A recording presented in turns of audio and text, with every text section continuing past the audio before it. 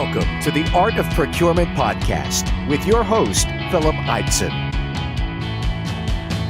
Here, thought leaders share the trends, strategies, and tactics that you can use to elevate the role of procurement and your career. Hey there, and welcome to another episode of The Art of Procurement. And this week we resume the regularly scheduled programming following doing something a little bit different last week due to the Thanksgiving break in the US. Now, when you hear today's interview, I think you'll understand why I waited for another week to post it. The guest is Kelly Barner. Now, Kelly is very well known in the procurement industry, and I'll go into a little bit more detail on Kelly's background as we start the interview. We really touched on a wide range of topics in this interview. Originally, my intent was to talk about supply market intelligence, and we did talk about that, but we also talked a lot about the future of procurement. And what was really interesting specifically to me was our discussions around robotics process automation and the role that RPA can play in the evolution and in the development of the procurement function and the procurement value proposition. So thanks again for downloading the show today and listening to the episode. Let's go straight into the interview.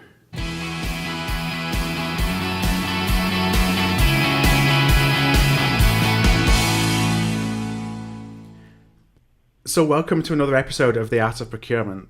So today's guest, I'm delighted to join me with Kelly Barner. So Kelly is the owner and the editor of Buyer's Meeting Point, which is an online resource for procurement and purchasing professionals. So Kelly is obviously very well known in the procurement community, and she was recognized 2012, 13, 14 and 15 as a procurement pro to know by Supply and Demand Chain Executive magazine. So Kelly is also a published author and has co-authored Supply Market Intelligence for Procurement Professionals in 2014, and also co-authored Procurement at a Crossroads, Career Impacting Insights into a Rapidly Changing Industry. And that's going to be published later next month in December 2015. So Kelly, welcome to The Art of Procurement. Thank you, Phil. I'm so glad to be here. Yeah, thank you very much. No, I'm delighted you were able to join us today. So Kelly, you have deep expertise in procurement, but that's not where you started. You studied English and history in college. So how did you go from majoring in pre-1700s English literature to a career in procurement? I know, it's really funny. I always say to people that I am proof that you can study Shakespearean literature in college and yet still make a living someday. So I think I represent hope for a lot of college students. So my original plan was to be a professor of literature. And my path took a couple of funny twists.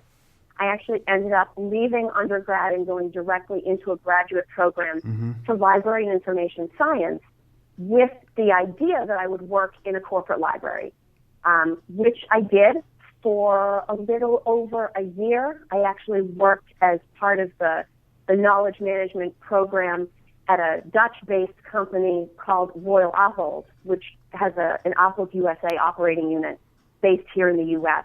It's a chain of supermarket, retail, and e-grocery delivery services and food service.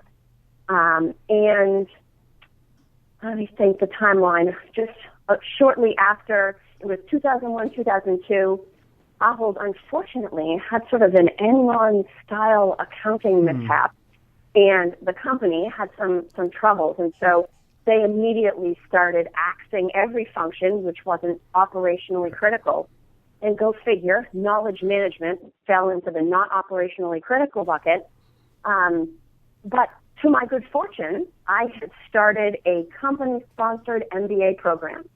And so when they realized, as they were either realigning or laying off some of my other colleagues, if they let me go, they were letting me walk away with half of a very expensive MBA. And so they came to me and said, how do you feel about strategic sourcing?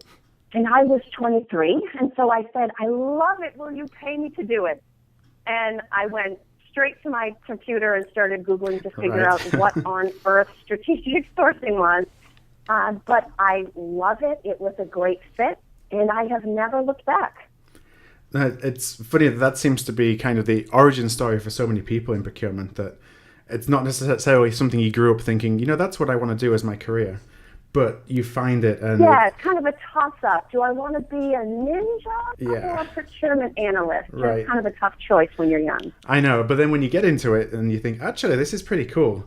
I get to see so much of the business and get maybe a higher level view of an entire organization than I would in another area. And, you start doing well and it kind of sticks. And I know that's what happened in my career for sure.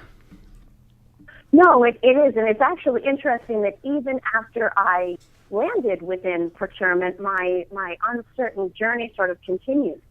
So my first bit of time in procurement was being on the team that was tasked with selecting and implementing a strategic sourcing solution.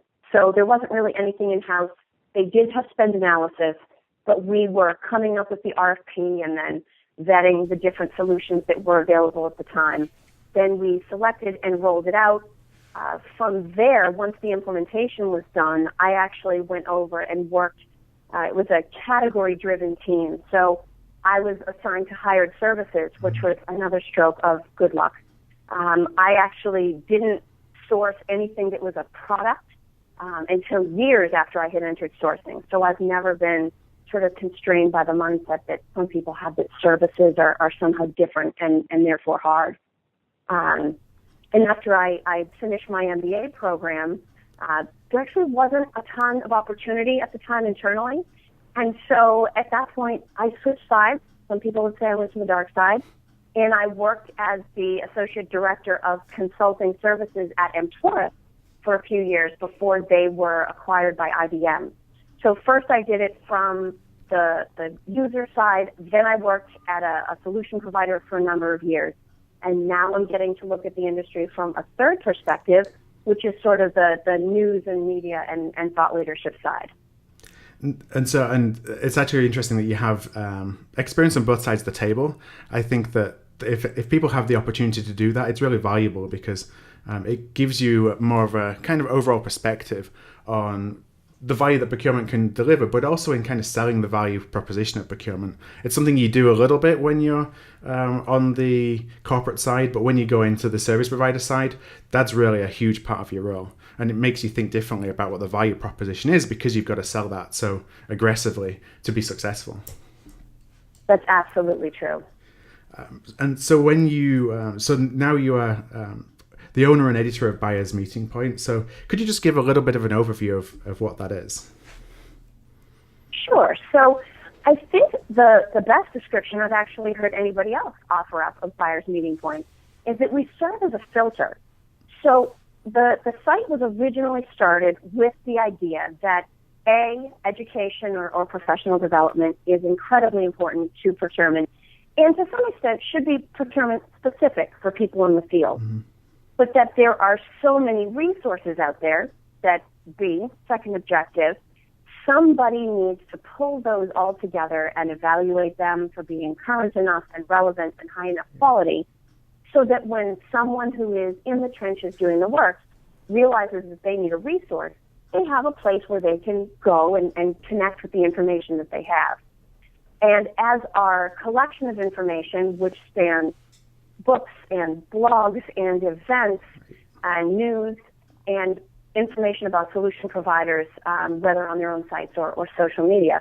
As that grew, we realized that we couldn't just list it all. We had to provide some kind of insight or information about it so that people knew they weren't so overwhelmed by all of the information that there was. And that's really what led us to add the blog. We do a blog talk radio program. We take the opportunity to not just review the new books that are coming out, but speak to the authors and hear the backstory and maybe some of the operational details that didn't make it into the book. So Buyers Meeting Point, both through our website as well as through Blog Talk radio station, BMP Radio, and our LinkedIn group, as well as a very active Twitter account. We sort of pull in as much information as we can, digest it, actually consume. We attend the events. We read the books. So we're not just making recommendations based on sort of press release or cover type content we're given. We go through it ourselves. And then we can make recommendations as objectively as humanly possible so that people know they can trust that if we say something is worth attending or worth reading or putting time into, that they are in fact going to come away with value. Yeah, and I think that Buyer's Meeting Point, I think it's a fantastic resource for procurement and purchasing professionals. I think that something you touched on there was around the curation of content. Today, more than ever, there seems to be just an explosion of content.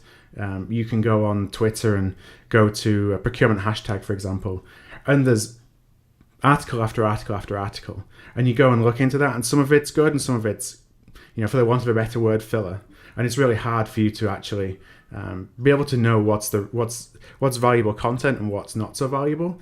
And you can get lost in that. So I think what you do is a really valuable resource for the community. And so more recently, Kelly, you've taken a turn at being a co-author and written a couple of books. One of them is actually going to be published, I think, in the next month or so. And that's looking at the future of procurement. So you talk at least in the summary of the book, that you'll be exploring the future of procurement, the ripple effect that's going to have across our community. And you mentioned that an impressive future awaits if we as a community make bold choices. So can you give me a brief insight into what you think the future looks like? Sure. So I think the future of procurement, and ironically, we really did start with the idea that this would be a book about the future. Mm-hmm. And as we dug into the details of what that really meant, we figured out that the reason there is so much discussion about the future is because the present moment is so interesting. There are so many changes. And so it's really about looking for the seeds of tomorrow's potential in the shifts and trends that we're seeing today. And I think that certainly there are going to be some things that affect procurement that are affecting everybody. One of them is just plain generational. The baby boomer generation is leaving the workforce at the same time that millennials are coming in. Those two generations are very different. They have different expectations, and they bring very different strengths to the table. Yeah. So some of that is going to be, we are going to change in similar ways to other functions and professions as those shifts happen. But then other things are new rising capabilities and changes within the technical portion of procurement. And one of the things that I'm keeping a particularly close eye on, that's actually one of the nice things about this job, is that I can be very selfish.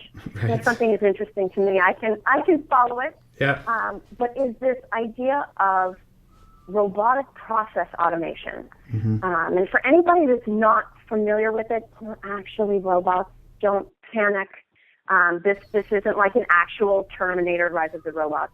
These are software robots, and they are specifically designed to automate processes. It doesn't even have to be overly tactical, but it does need to be a process that follows rules and has logic gates that go with it so that you can train the machines. And these machines can learn over time. They can be trained to sort of oversimplify it, put in a pile the exceptions that they find when they're going through and doing their process. They can be trained and learn over time if you tell them this exception gets dealt with like this or that exception gets dealt with like that. They can also govern each other. And so you can have robots providing oversight or reporting or analytics into other robots. And I think that this is likely to affect procurement in two ways. One is that we are increasingly going to be running sourcing projects or managing supplier relationships around other parts of the organization making use of RPA. It is a fraction of the cost. Mm-hmm. It is, in a way, outsourcing without outsourcing. Right.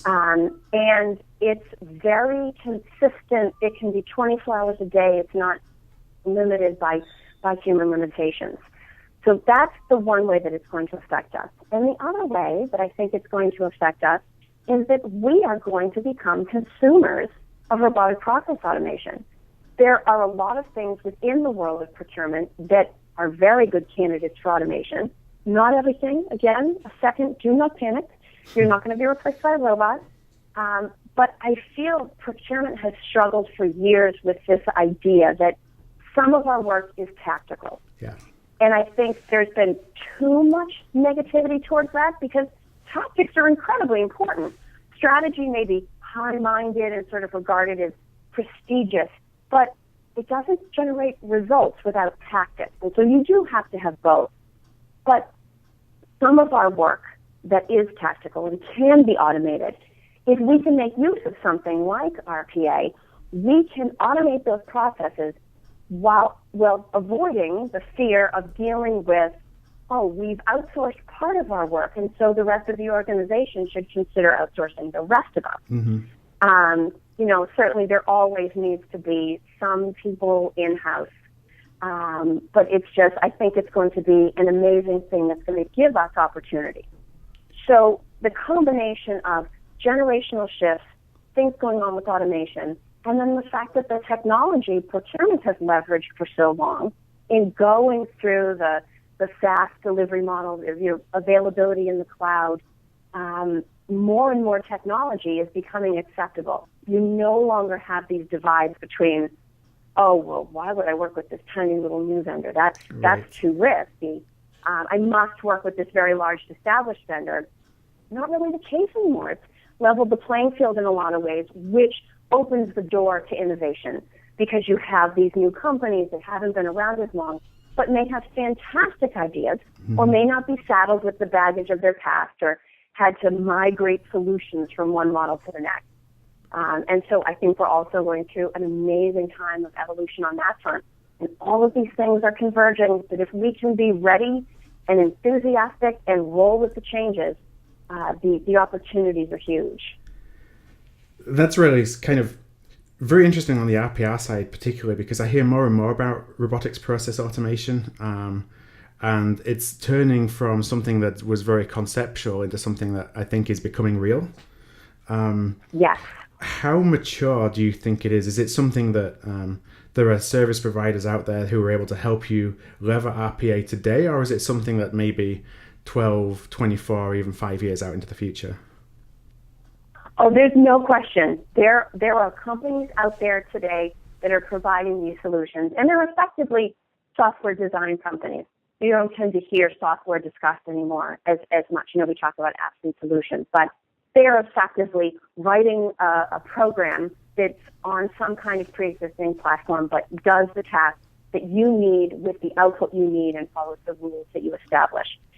I think where we are is that the companies that are leading edge enough to consider RPA as a solution know how leading edge they are, and most of them are kind of at the make versus buy decision stage. I think in a lot of cases they feel that they are so leading edge with this that what they really need to do is either hire people in-house to do it or have very unique consulting arrangement type deals with providers that have the capability. It's not quite turnkey yet, although there are dedicated firms out there to designing these programs. And so it's interesting. It's the cycle of things. It's very much like the early days of e-sourcing, right, where, oh my goodness, if we want to establish a sourcing process, obviously we need to bring in A.T. Kearney or Accenture. How right. could we possibly? They're going to design us a process. And today you look back on that and you think, it was just 6 lists of bullets on a piece of paper. That we could have figured that out. But at the time, it's so leading that companies going down that path do have the tendency to make the extra investment to handle it right. So I think 5 years from now, I think it's going to be far more turnkey. I think it's going to be far more common. We're in early stages, but I think that the rate of adoption of things like RPA is picking up in speed. So it's not going to be a 10, 15-year horizon, right. Unless, of course, something else better swoops in the meantime and displaces it. I would think 5 years from now it's going to be fairly common and accepted. Interesting. What's interesting to me on the provider side is that it's for service providers who are in the procurement outsourcing space that would be impacted by this, it's kind of cannibalizing their own business offering to start switching to things like RPA because it's so, you just don't need the intensive labor that you do in some of the other solutions that are out there. So it'd be really fascinating to see how the market evolves to, the companies who focus on being an expert in RPA and kind of shift their business model to those who really want to keep hold of what they've got. And they're the ones that are at risk of getting left behind in this kind of switch from labor-heavy, offshore, labor arbitrage type solutions to being able to lever RPA? Well, I think the thing that's interesting, and this is where the timing comes into play with a lot of this, is that even just within the procurement solution space, integration today is really the name of the game. And it's not even just about, oh, my e-sourcing solution or my P2P solution can integrate with my ERP that I've had in place for a long time. It's about allowing companies to get to an end-to-end, whether you call it source to pay or procure to pay solution that picks and chooses from different solutions. And I can remember looking back at my time at Taurus, in conversations with a client or a prospective client, you would never say the name of another company. Right. That was tantamount to free advertising. But today, you can go to someone's site and they will say, here are all the things we do, here's our functionality, here's our full suite. Oh, and by the way, we integrate with this one and that one and the other one. We've done this. And they are companies that are competitive with each other because they have module overlap or capability overlap if they're not using a module type structure. And I think that also opens the door to being able to say, oh, if you'd like to take advantage of some of this automation capability that's now available, well, we integrate with a competitor. Why not also integrate with some of these automation type things? And so I just think the mindset is right and the timing is right. And a lot of that is what's contributing to right now being such an interesting time in the field. Yeah, and that integration, I think, then enables more of a focus for companies to be the expert in one particular technology solution, because there's going to be more integration anyway. I think there's less importance on end-to-end solutions, because for a lot of companies, no longer do you just need one company to do from A to Z across the entire technology suite. Get experts who do one thing very well and then build that all together. And it means that the service provider landscape will look a lot different. Agreed. Absolutely agreed. So moving into supply market intelligence. So I could talk about the future of procurement and RPA for a long time. But I know that the primary reason really I wanted to talk to you on the show was about supply market intelligence. What is it? How can you find it? How do you use it? So I know you've co-authored a book on supply market intelligence, and I'm going to link to that in the show notes. How do you define supply market intelligence? So we actually have a very carefully crafted definition of supply market intelligence in the book. And I always say to people when we talk about it, this is the short definition. You have to trust me on that. But the super Reader's Digest version is that the idea of SMI is that you are going out and finding information. So you're going out, you're getting facts, you're bringing it in, and you're analyzing it and refining it so that you can form recommendations to inform actions. So we make a couple of different distinctions in the book. The first is between information and intelligence, right? So information is just simply, it's a fact, it's some piece of data, it is what it is. It's not applied, it's not specific, and it's not actionable. But intelligence is taking that and looking at your company or at the market that you play in or in the suppliers that you partner with and saying, knowing this and also knowing what our plans are or our objectives or our priorities, it tells us that we should do the following or it tells us we should not do the following. And that's where you've really taken info, put it to a process, and turned it into intelligence, which to most companies is worth its weight in gold. Right. And do you find that most companies invest in that kind of intelligence, or are they investing in some data, maybe on an as-needed basis, rather than actually looking at a little bit more holistically at accessing the data and then turning that into the intelligence that they need?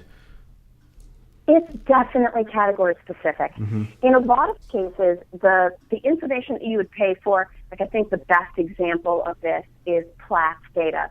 So their daily fuel prices per station, per type of fuel. Yeah. That's something that if you're in logistics, if you operate a fleet, that's something you're paying for that information and you're having it come in-house.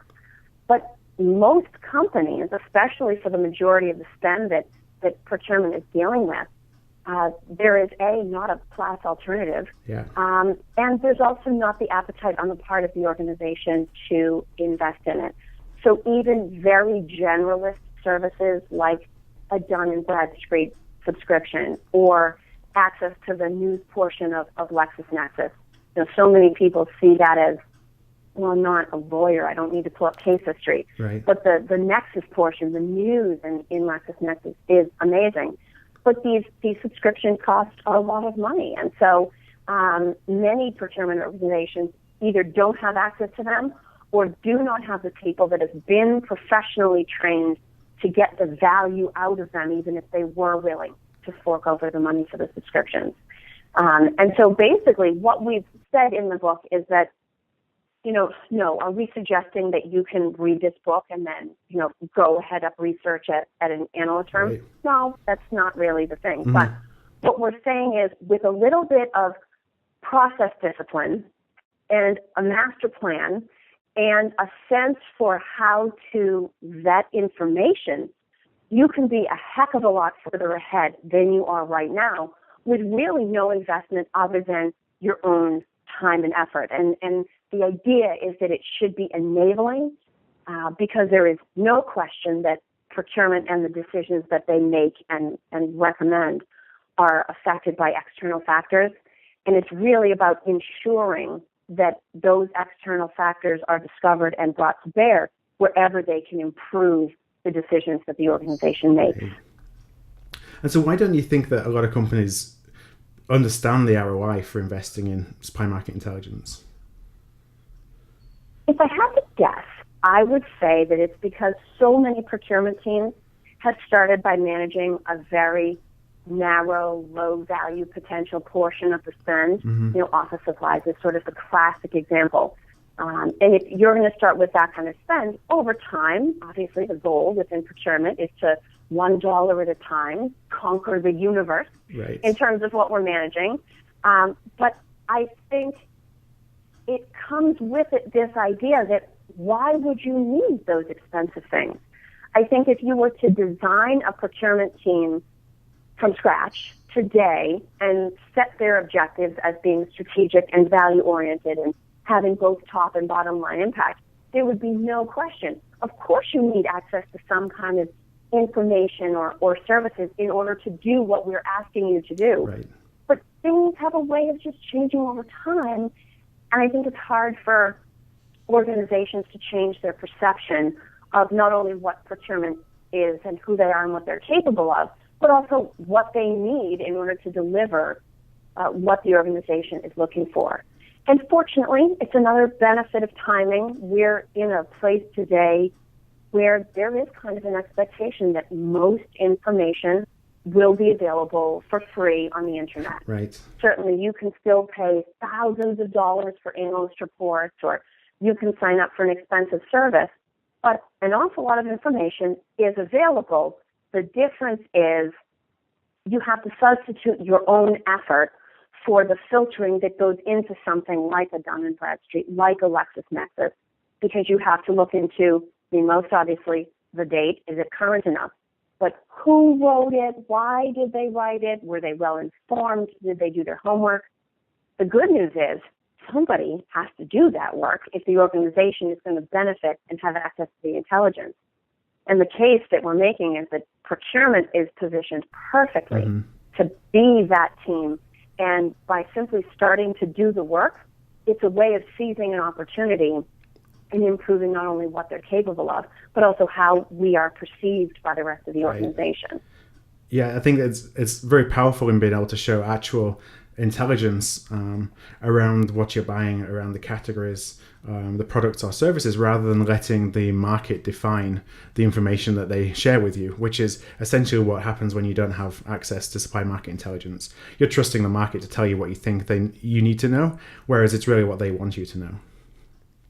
Absolutely. And it is also, it may be external information, but it has a huge internal impact. Because in most cases, if you're working a high-value potential project, you're working with a series of very well-informed, dedicated stakeholders. And there is nothing worse than being in a meeting with them in the course of a supplier management meeting or a sourcing project, and they mention some index or some association or some trend, and you know you're giving them a blank stare, that is the worst. And you just know that their respect for you is dwindling in that moment. And so it's also about making sure that procurement is informed enough to be a good team member to internal stakeholders and to be able to stand on equal footing with suppliers who obviously know the market when that time comes. Yeah, and actually that's an important point and really key in how your stakeholders perceive you, because especially on the indirect side where there isn't truly a mandate for procurement use, there may be a process, but we know it's a lot harder to actually get engagement on the indirect side than is on the direct side. Your ability to do that really reflects on you how you can build relationships with the stakeholders and that they think that they're dealing with a peer.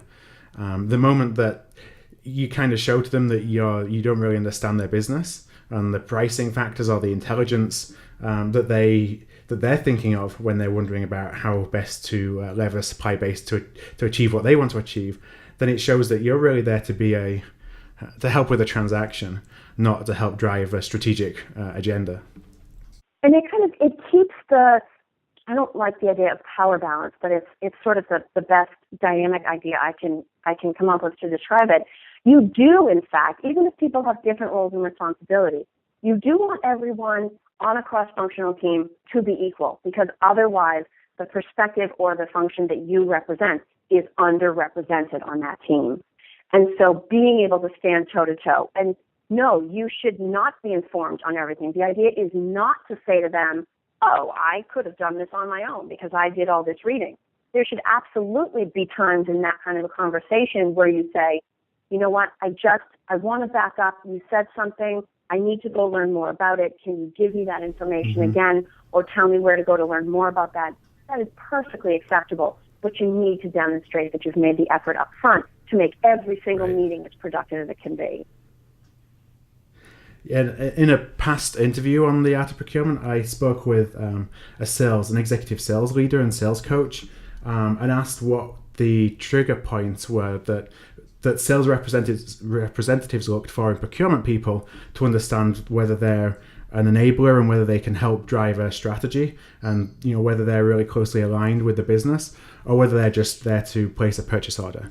And that was one of the signs they looked for, is their understanding of A, what you want out of the product or service that you're buying as a company, but B, how well do you understand the marketplace? Because if you don't understand the marketplace, then they'll just go around you, which makes it really hard for you then to control the strategy that you're trying to put in place with your stakeholder. If the suppliers know that you don't understand the marketplace like they do. No, that's absolutely true. And let's face it, collaboration notwithstanding, relationship building notwithstanding, if a salesperson sees an opportunity and knows that you are the only roadblock between them and it, hold on to your hat, because they are going to pass you at such a speed. And so it is about being prepared to serve that role, both for the project that you're on, as well as for the potential opportunities down the road.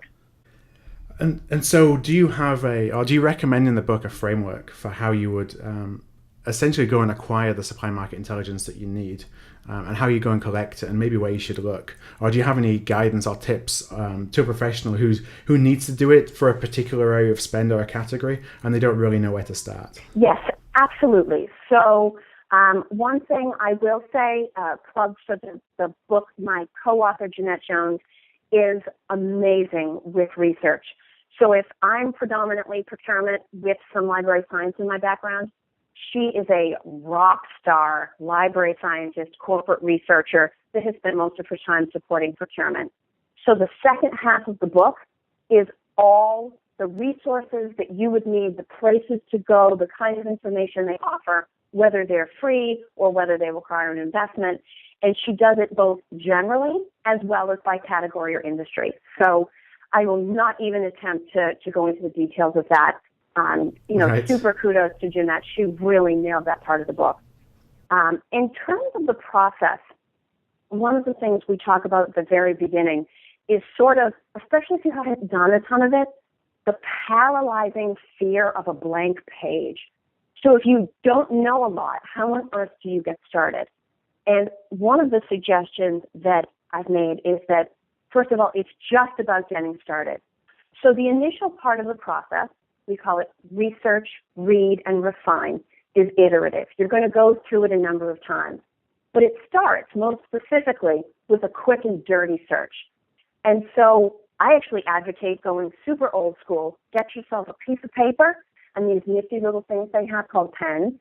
And don't attempt to type. Don't attempt to get all fancy. Just write down either the few things that you know or the few things that you don't know. They might be supplier names. They might be industry descriptions. It could be a product or service. And just literally go get yourself some information and take notes as you go. So what you're going to do is, most people use Google. It's fantastic. I always say if you're going to do one thing to improve your research capabilities, it's to start going to Google's advanced search page. That has built into it a lot of the logic, phrases, which site do you want to search? Do you want to put limitations on this in terms of the type of results we return or the dates of the content? So it'll help you start to think like a professionally trained researcher. And it's just about you research, you read the information, and you refine your search strategy. So each time you go around that loop, you're coming back to the research position better informed with more specific things that you're looking for. The only thing to be cautious of is please do not put yourself in the position of having to go relocate something that you read in the first or second round and didn't realize was relevant. So the other sort of pragmatic thing we recommend is have a blank email open or a blank Word document. You find an article that's remotely interesting, copy and paste the link and make a note to yourself about why it was important, because you will end up going back and nobody has extra time to relocate things. So we go from research, read, and refine to the point, you basically hit the point of diminishing returns. And at that point, you're going to stop and put together your information in some kind of we call it an executive brief, but it's a document that captures the key information that you've found, how it pertains to the project or how it affects the organization. And you would think that the next step would be to distribute that brief, but it is not. We actually have an internal review hurdle where, depending on the category or the people involved, at that point you stop and you either pull together a group of procurement colleagues and you sit down and let them read it and make the case and field their questions, or in really important cases, it needs to go before the CPO, and there almost has to be like a thesis defense, because as stressful and difficult as that could be for the person doing the research, better to air the laundry within procurement than to have already pulled in stakeholders before you find that there's either an incorrect assumption or an obviously missing piece of information. A lot of times, even putting it in front of somebody that hasn't been involved in the project, with a procurement mindset, they're going to read the information and ask the obvious question. And the internal approval hurdle is really about catching that obvious question and making sure that there's going to be a first question asked in the meeting with stakeholders, but you want it to be a little further down the road than the obvious one. And then, of course, the final step is to share it with the team. And, of course, we're saying, very realistically, it's called brief for a reason. It should not be a scroll that bounces down along the room. It needs to be very factually oriented, just right up top, bullets with data, numbers, and then some very brief recommendations. If you've had to go more than halfway down the back of that page, you probably need to refine it, because executives don't flip papers over, right? If you haven't really caught them by the end of that first page, there's no way they're going to get to the valuable stuff on the back. And the other thing that we talk about, and I think this is an idea that actually people have trouble with if they haven't been schooled in research, is that your job is not to know things that no one else knows. Your job is to have found things that nobody else could find. And so don't expect to sit down and say, I can now spout all of these numbers. You know what? Nobody wants your numbers. They want numbers from the associations and the analysts and the professionals that have the background and the training to provide them with authority. And so, again, you don't have to be compliant with some sort of collegiate strategy, but you do need to cite your sources, even as footnotes or endnotes in the brief, because where those numbers came from, don't feel bad they're not yours. Like I said, nobody wants yours. But saying, I found this from the such and such association, or I found this in such a paper, or this person, and people also forget to think of humans as a resource. I found this guy on LinkedIn, I read a great article by him, I sent him a message, and we hopped on the phone for 20 minutes. And here's his background. Mm-hmm. All of that adds value to what you've put on the paper, and so therefore adds value to you as a contributing member of the team. Interesting. And I guess the real value then comes from, and you kind of mentioned it before, taking data and making it intelligence, is then interpreting that data so that it's something that gives a perspective that the people who you're presenting it to may not have thought of themselves or may not have been aware of, or understanding of kind of how the data fits together to paint a different picture than what it looks like just on a piece of paper. Well, and they've written it for a general audience. And if you're within a company, that company has plans in place or holds a very specific position within the market, it's about taking information that was made generally available and saying, based on our timing and our challenges and what we're attempting to accomplish, it should inform us to do this. And one of the other pieces I think I had mentioned earlier in the conversation is that because procurement is so often assessed on savings results or spend under management numbers, we find it very difficult to see value when an action is not taken. But preventing the company from not taking a bad step is in many cases more important than informing them to take a good one. Because a lot of times, these things are not shocks. People do already have information. In most cases, reasonably well-informed people are going to make a decent decision. But if you can stop a bad decision from being made because you provide some sort of information, even if you cause people to pause and rethink, that's a huge impact you have had. And it's something that procurement needs to think about as a positive impact just as much as a hard result. No, I love that. So the impact of a bad decision, the financial impact, the organizational impact is so much bigger than, as you said, helping people take a good decision a little bit better. We help people make incrementally better decisions. Has a lot less impact than stopping them making a bad decision. Absolutely. And even if they end up making a bad decision, we actually have a section near the end of the book, what to do when things go wrong. Because let's face it, right? Things are going to go wrong. And at least if people were informed, steps were taken and information, bad decisions are going to be made, but if they were made based upon what was the best information available at the time, then at least you can't say someone was completely asleep on the job. And so that looks at accessing or gathering supply market intelligence for a specific project. Something I'm really interested in is how do you institutionalize that? So how do you build a program around it so that it's proactive and the information comes to you so you can act on it rather than you going and looking for information to fit a particular purpose or a particular brief? Are companies doing that? Are they building programs around the gathering of supply market intelligence? And what does that look like? What's the ROI of doing something like that? Well, I think that there are more attempts now to institutionalize it. I think where we are most often seeing it is on the risk front.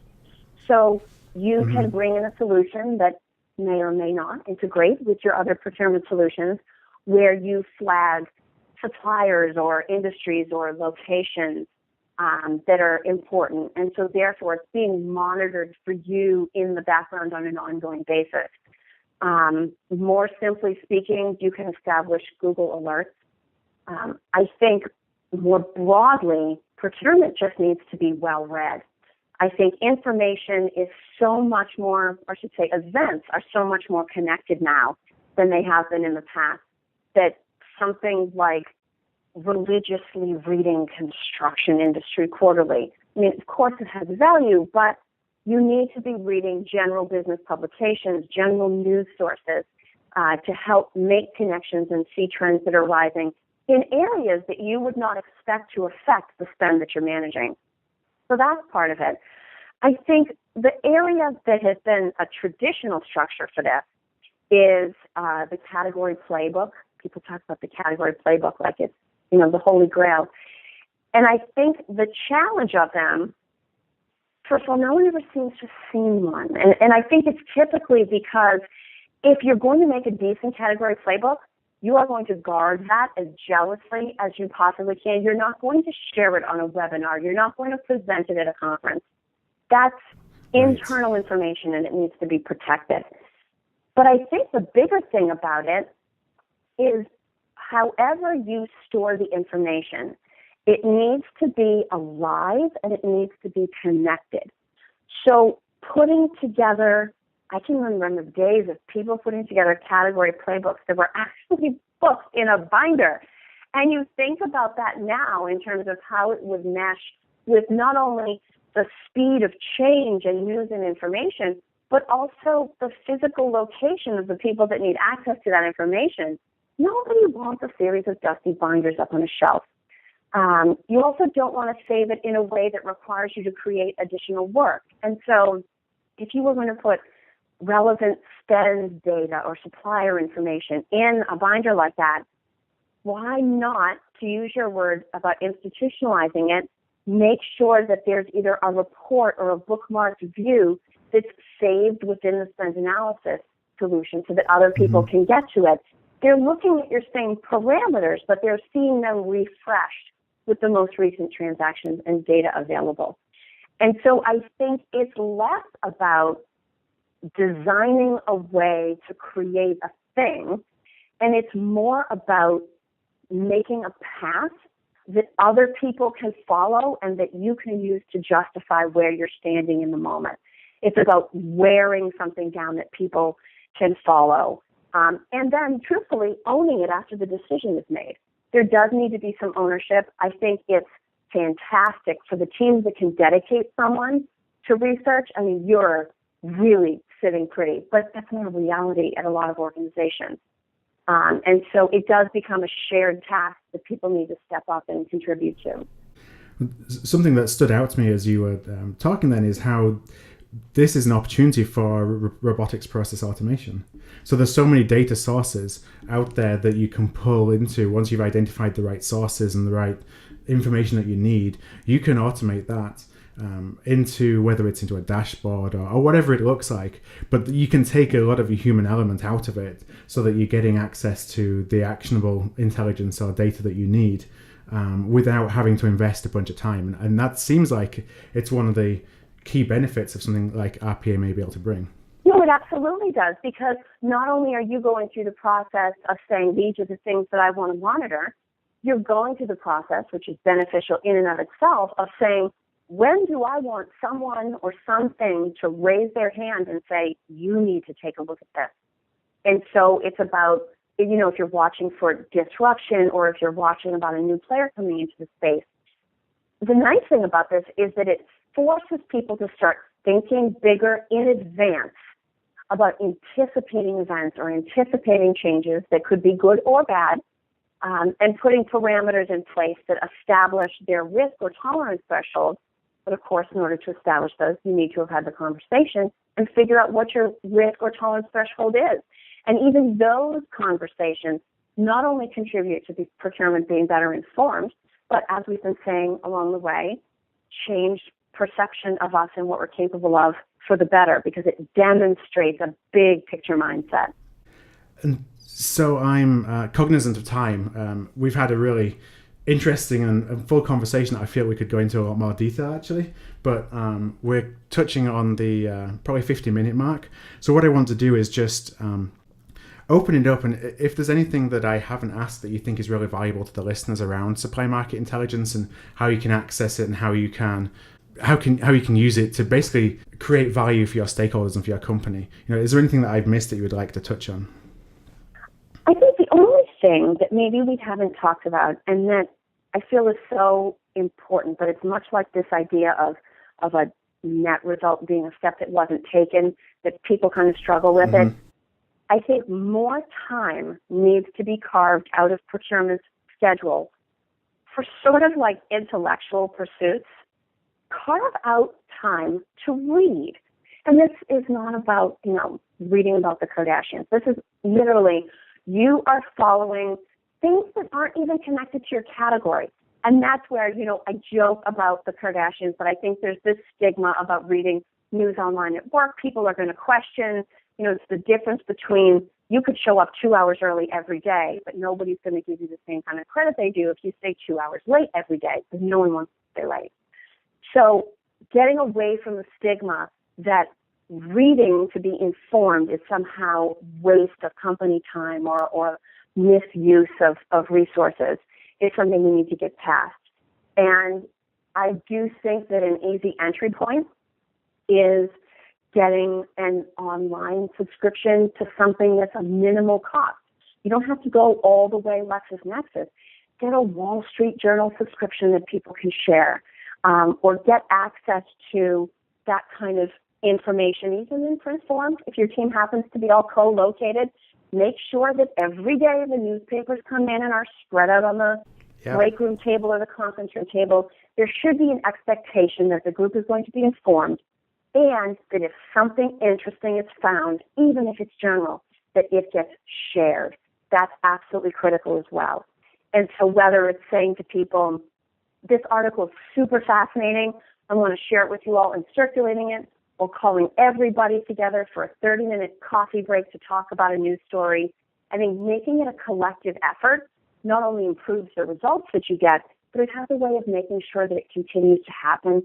You don't want supply market intelligence to be something that everybody gets behind on day one, and then by day 3, everybody's going, nothing's really different. So, that was just another meeting. Haven't found anything yet. Yeah, exactly. Oh, I guess we're doing it. I guess we were already so intelligent we didn't need to change anything. It is about getting the ball rolling, but then putting the enthusiasm and the energy behind keeping it rolling so that it becomes not a different initiative along procurement's other responsibilities, but a thread that kind of runs through everything that we do. Just reading and learning, continuous development. I mean, that's a theme that just runs through all the discussions that I have with people who are high performing, who are in, who have been very successful in their careers. It's something that is really difficult to carve time out to invest in because it seems like it has no immediate return. But compounding over time, it means that you're really able to, you have a much broader perspective on things and able to kind of connect a lot of very disparate dots into something that makes sense because you have a broader understanding of things. Oh, and God forbid you enjoy it. Oh my gosh, if we have people reading the news and enjoying it, that's definitely a complete misuse of time. It's actually something you want to encourage. If people aren't enjoying reading the news and learning about things, there's actually a whole other problem there. All right, well, we're coming up to the end of the show, Kelly. So first of all, thank you very much for the time today. It's been a fantastic conversation, very insightful. And as I say, I could have gone on for more. So I'm sure that there may be people who would like to contact you to reach out to discuss some of the points in more detail. If they do, where can they find you? So I'm very easy to find. You can visit buyersmeetingpoint.com, and there's a Contact Us page. You can look for me on Twitter. You can look for me either personally on LinkedIn or my group on LinkedIn and ask to join. I'm very happy to hear from anybody that wants to reach out. And I appreciate you having me today, Phil. I thoroughly enjoyed the conversation. Awesome. And I'm going to link to your contact details and a summary of the show today with any links to relevant content. I'm going to put them all in some show notes, and those will be at artofprocurement.com/SMI. So that's artofprocurement.com/SMI. So, Kelly, thank you very much again, and enjoy the rest of your day. Thank you, Phil. You as well.